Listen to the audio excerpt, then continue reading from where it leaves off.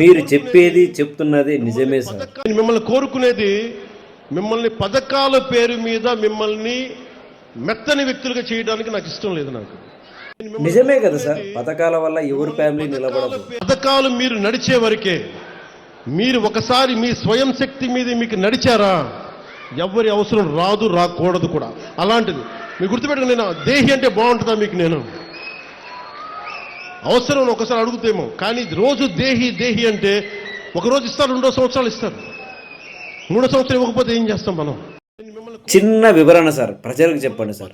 మీరు కూడా పథకాలు ఇస్తామని అధికారంలోకి వచ్చారు కదా సార్, మరి ఈ మాటలు ఎందుకు సార్?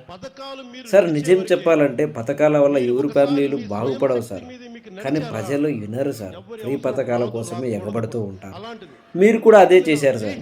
మీరు మేము పథకాలు ఇవ్వము, మిమ్మల్ని బాగు చేస్తాం అనే అధికారంలోకి వచ్చింటే మీరు చెప్పే మాటలు అందరూ నమ్ముతారు సార్.